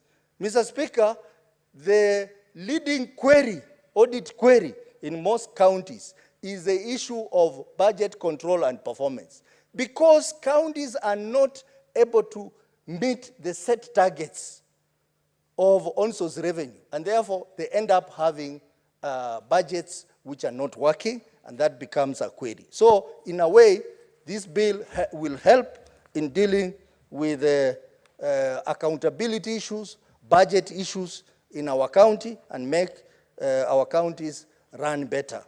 Mr. Speaker, as I finish, I also want to say I am very disappointed. I know my friend Eddie was a bit emotional on this issue, but I also want to join my friend Cheregei to say I'm disappointed with the mediation committee. We all agreed, we passed a BPS here, we also made a decision, a majority decision, and agreed that we will stick with the 415 billion shillings. You are wading towards where Senator Eddie went. Do not anticipate that debate on that particular report. We are yet to receive it. We will receive it tomorrow. You will get an opportunity to castigate, if you want, the committee on mediation on what they've done. So do not anticipate that debate. Well guided, Mr. Speaker. I was just saying that because, you know, we are talking about revenue, and there are two levels of revenue, the shareable revenue and the on-source revenue. So, and you know, the shareable revenue may also affect the on-source revenue, because county governments may want to invest in these systems, and they need money. So anyway, we will leave that debate for another day. Just to say, this is a wonderful bill, and I fully support it, and I want to encourage the members of this House to support it and fast-track it to become law with a few amendments that have been proposed by the Finance Committee, and they are going to be proposed by the members in this House. Mr. Speaker, I support. Thank you, Senator Osotsi. Senator Muma.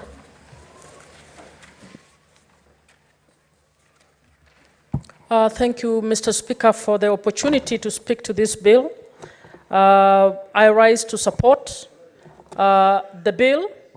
Mr. Speaker, I have said here before that as we go into the 13th year after devolution, I think the Senate should work harder to strengthen the intergovernmental relations between the two levels of government in order for devolution to perform well. And most of the laws that we should bring should be laws that will strengthen that intergovernmental consultation and cooperation to ensure that the two levels of government recognize that they don't have separate citizens that they are serving, that they serve the same citizens, and therefore the 13 years of negative competition that has been there between the two levels needs now to tone down, and we need to get to a level where they assist us to move devolution as is envisaged in the Constitution of Kenya.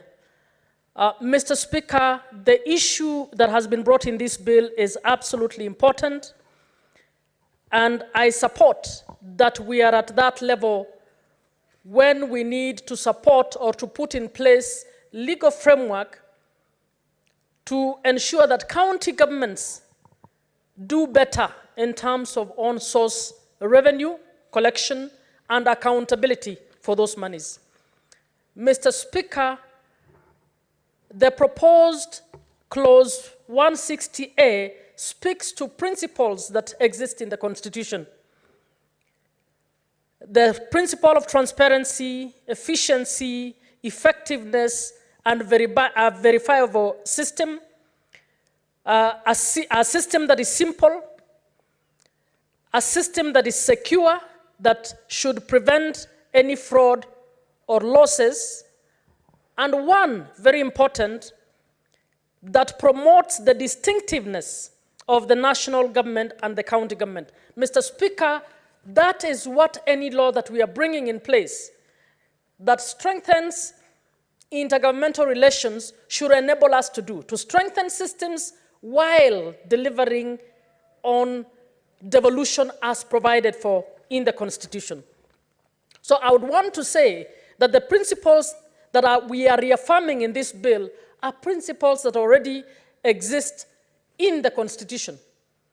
And why are we reaffirming? Is because for the 13 years, those principles have not been properly implemented. And Mr. Speaker, not just at the county level, also at the national level. Mr. Speaker, you will recall just a few weeks back, we had the report from the Auditor General that is questioning a whopping 15.5 billion transacted through the e-citizen.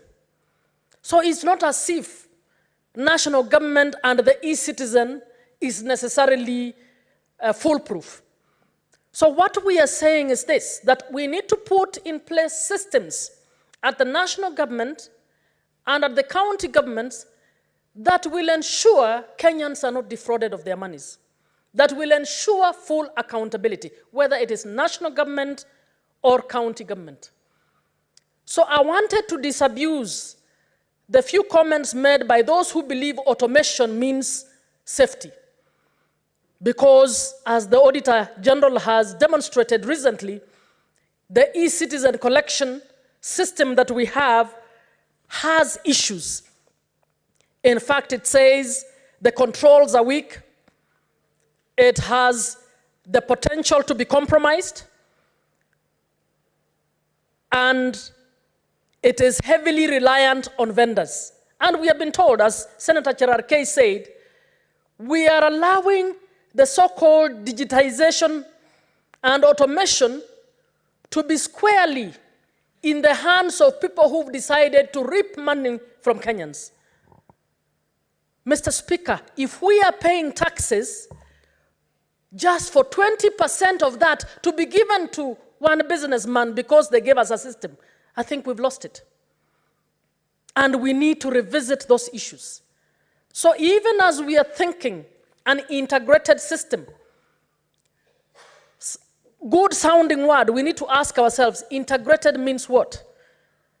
And I will go back to those principles that are being put in this bill to say whether national government, whether county government, to what extent are we putting in place a system that will ensure every contribution by a citizen, whether in a market or whether to the national government, that that money will go where it is supposed to go, and that money will contribute to the service delivery of this nation. So I want us to be careful not to send the message that accountability is required at the counties, but there's no accountability required at the national government. So we need to move in that level. Mr. Speaker, as we do so, I also want to request, Senator Hamida, that you might want to relook at a few of those clauses. When you look at 191F, 191F is talking about funding that is relating to transferred function. And in 191F1, you suggest that where the national government has transferred a function to a county government, pursuant to Article 187 of the Constitution, the Cabinet Secretary shall determine the cost of the transferred function. But in a similar clause, in 191G4, you say that a national government entity to which a county government has been transferred shall be, there is a place where the function is being transferred by the county government to the national government, you suggest that the cost shall be determined by national government and the county government. Senator Hamida, I hope I can persuade you that to determine that cost takes the two. You cannot make it the business of only national government to decide.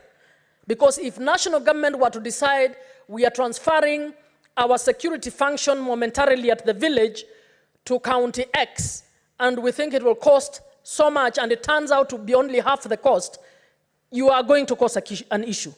So that decision of determining cost must be a consultative process that should involve both the national government and the county government. And you might want to do this through the relevant COG committee. So I would want to urge that you relook at that and see how to move that issue.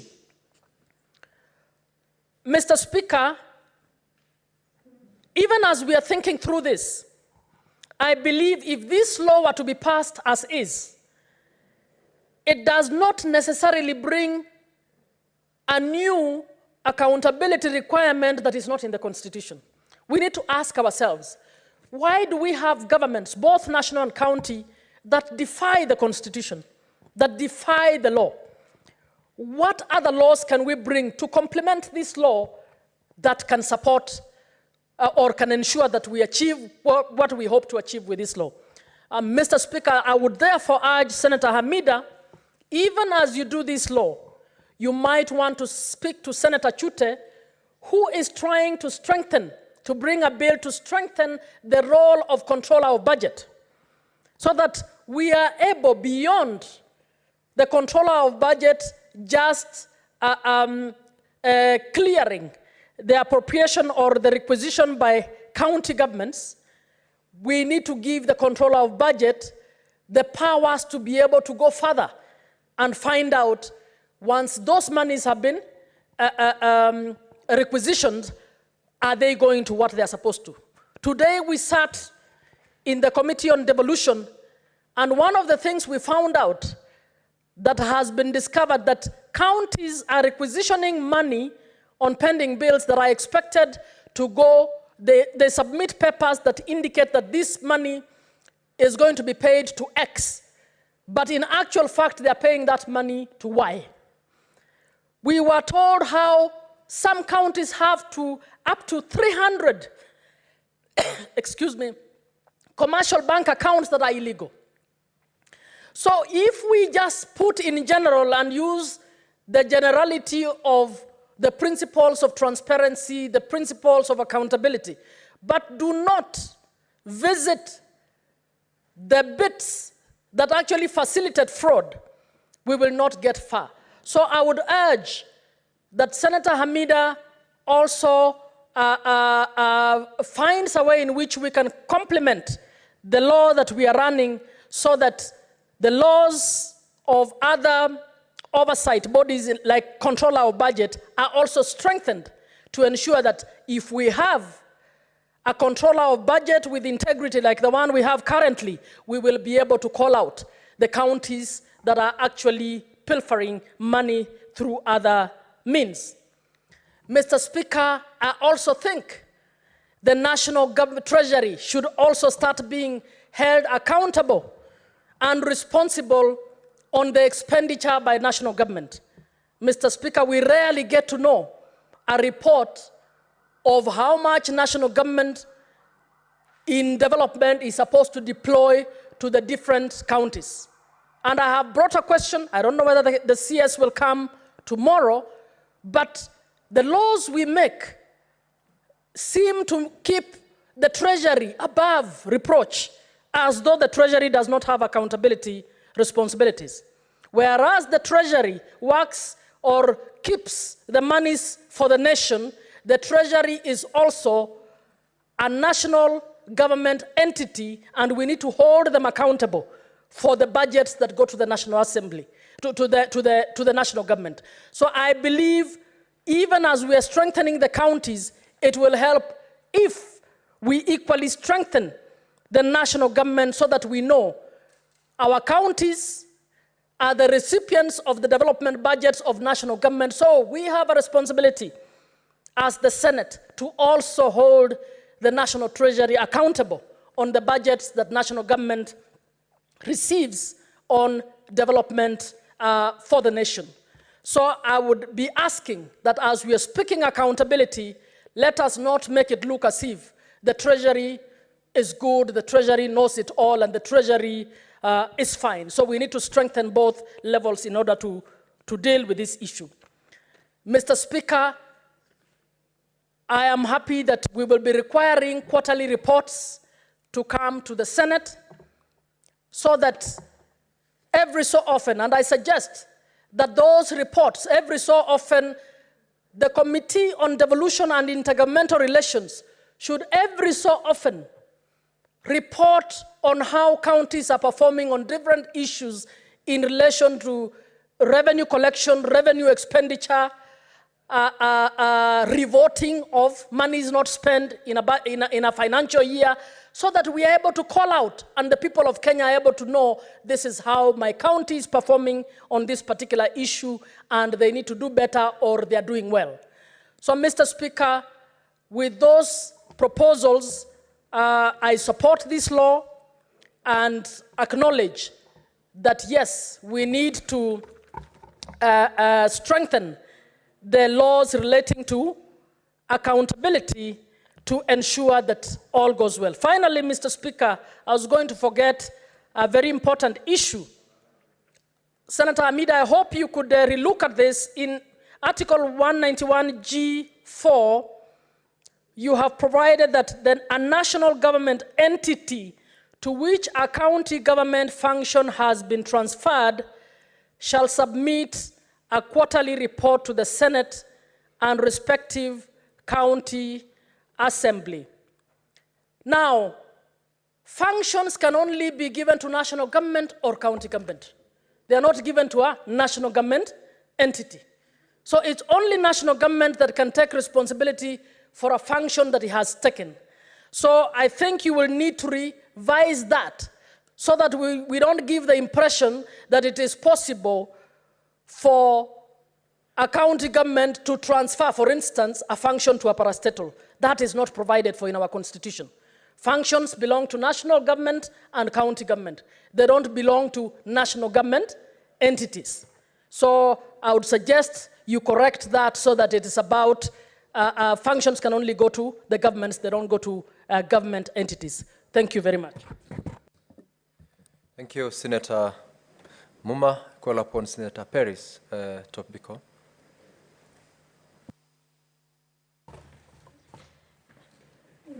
Thank you, Mr. Speaker. Mr. Speaker, I really don't know how to execute in my submissions in 4 minutes or so, Mr. Speaker. But let me say I support, Mr. Speaker, this bill. Tobiko, you do not have to conclude your submissions in 4 minutes. Your time is not 4 minutes. It's more than yes, 4 Mr. Speaker, but of course the time remaining is 4 minutes, around there, Mr. Speaker. But thank you, Mr. Speaker, for this opportunity to support this bill and congratulate Senator Amida for coming up with this very, very, timely bill, Mr. Speaker.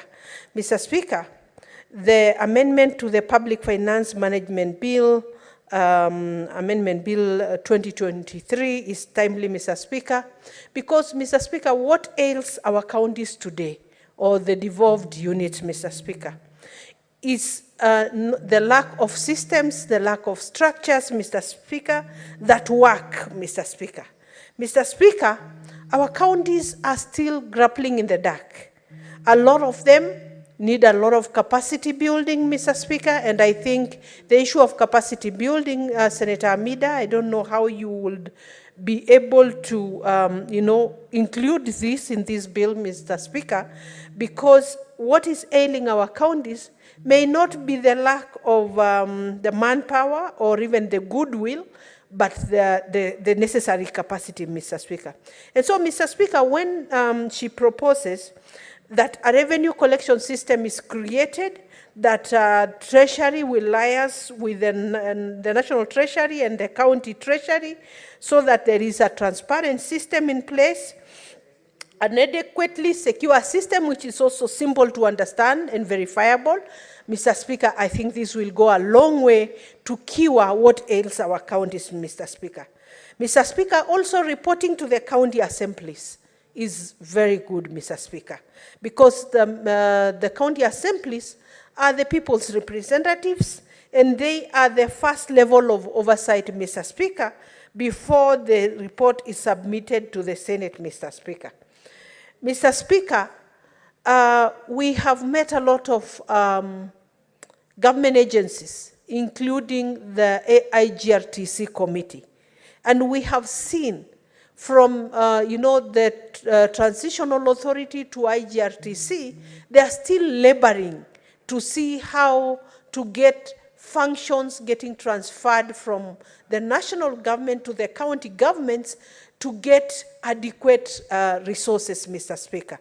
Mr. Speaker, we have met in the Committee of Education. Counties are struggling to pay ECD teachers, Mr. Speaker. Counties are struggling, Mr. Speaker, to establish the ECD centers. And today, as we were discussing in the Committee of Education, Mr. Speaker, ECDE is not just the education part of it, it's also the development of the child, Mr. Speaker.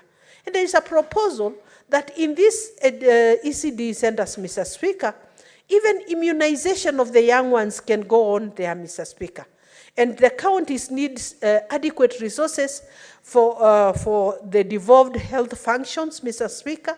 Those immunization programs, Mr. Speaker, are required, Mr. Speaker. Senator Tobiko, you will have 16 minutes when the House resumes to conclude on your support submissions to this particular bill. Honorable Senators, Okay. It's now 6:30 p.m.